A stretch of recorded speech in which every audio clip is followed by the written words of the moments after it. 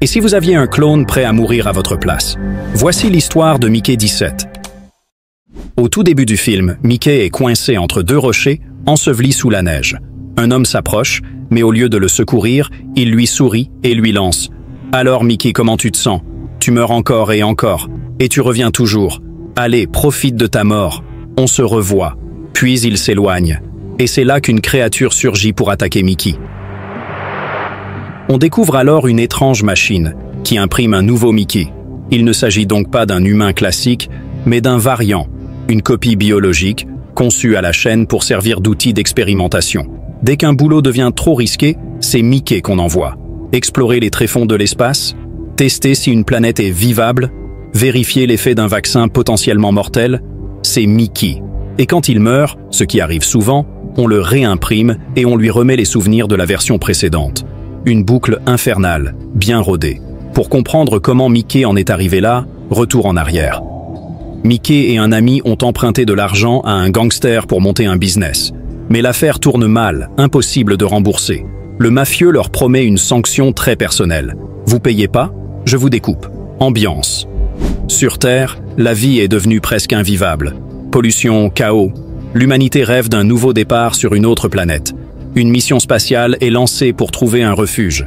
Mickey, lui, cherche juste à fuir sa misère. Problème, il n'a aucune compétence utile à bord. Alors il coche une case sur un formulaire. Expendable. Sans savoir ce que ça veut dire. Une fille débarque aussitôt. T'as vraiment postulé comme expendable?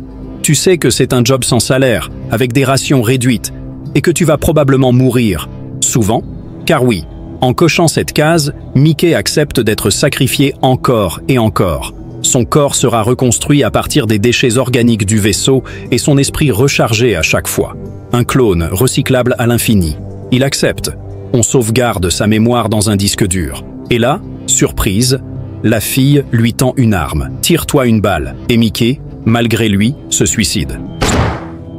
Son cadavre est balancé parmi les ordures. Peu après, un nouveau Mickey est imprimé, prêt à bosser comme si de rien n'était.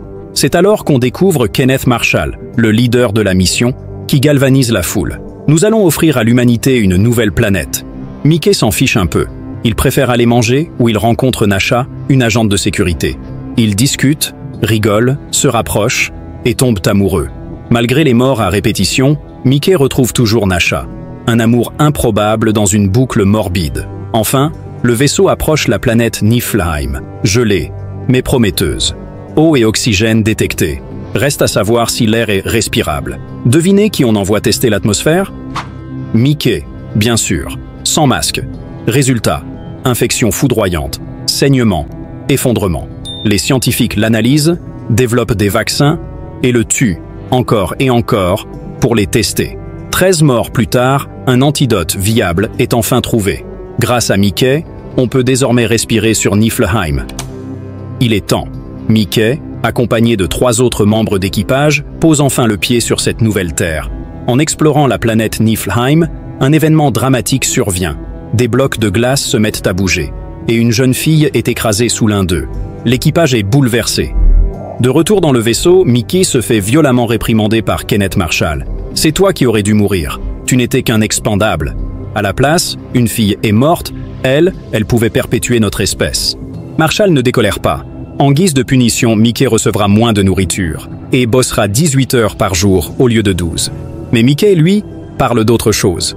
J'ai vu une créature là-bas, un genre de reptile, un creeper. Intrigué, Marshall lui ordonne de retourner sur Niflheim et de capturer la bête. Mickey s'exécute. En cherchant le fameux creeper, il tombe dans un gouffre. Et on revient à la scène d'ouverture du film. Le monstre l'attaque, ou presque. En réalité, la créature ne lui fait aucun mal. Mickey la supplie. « Tue-moi, mange-moi ». Mais non, le creeper le tire hors du trou.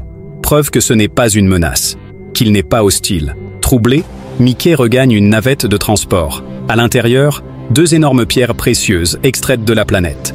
Il les emporte sans trop y penser, retourne au vaisseau et file se reposer, éreinté. Il oublie même de mentionner le creeper.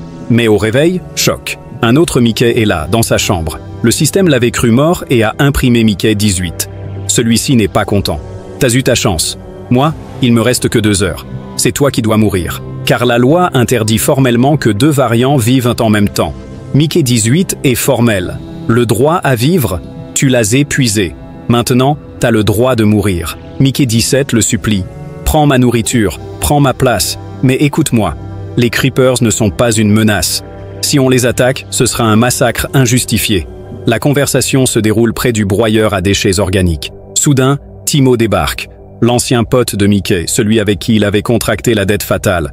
Celui-là même qui l'a poussé à devenir un expendable. Énervés, les deux Mickey le balancent dans les déchets. Mais ils sont surpris par d'autres passants et finissent par le repêcher. Timo, terrorisé et menacé. Tu dis un mot sur nous deux et on te replonge. Marché conclu.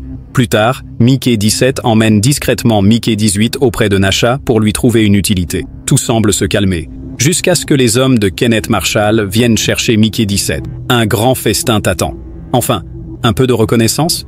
Mickey, privé de repas depuis longtemps, savoure cette attention. Il s'installe heureux quand Gemma, une scientifique, débarque, furieuse, vite pas quelqu'un à manger pour l'empoisonner ensuite. Et elle a raison. Le festin est en fait un test. Mickey a été utilisé comme cobaye pour une viande synthétique, un substitut artificiel censé nourrir les humains à l'avenir. Et là, le verdict, son corps la rejette. Gorge sèche, nausées, vomissements. La salle comprend que la viande est impropre à la consommation. Les scientifiques interviennent, lui injectent un antidote. Mickey va mieux, mais Gemma est écœurée. Ce qu'on a infligé à Mickey dépasse les limites. Et pour elle, ça ne peut plus durer. Gemma, choquée par le traitement réservé à Mickey, décide de l'amener dans sa cabine. Elle lui offre un thé. Un moment suspendu, presque intime. Ils échangent longuement. Gemma découvre un autre visage de Mickey. Vulnérable, sincère. Elle est touchée. Mais Mickey repart rapidement vers sa propre cabine. Et là, surprise, Nasha, son amie, est assise, avec Mickey 18. Quand elle voit les deux Mickey vivants, elle n'en revient pas. Le choc, deux clones censés ne jamais coexister. Avant qu'ils ne puissent gérer la situation, Gemma débarque à son tour. Elle fonce presque prévenir les autorités. Mais Nasha l'intercepte. Elle la supplie. Si Mickey vit ou meurt, qu'est-ce que ça change pour toi? Moi, je l'aime. Je ne peux pas vivre sans lui. Contre toute attente, Gemma accepte, pour l'instant, de garder le secret. Mais soudain, un vacarme retentit depuis la salle de réunion. Tout le monde accourt. Kenneth Marshall est en train de graver son nom dans les pierres précieuses ramenées de Niflheim, en mode mégalo. Ici, Kenneth Marshall et sa lignée furent les premiers à coloniser cette planète. Sauf que les pierres n'étaient pas si inertes que ça. Deux creepers en surgissent. L'un attaque violemment Kenneth, l'autre se tord de douleur. La panique s'installe.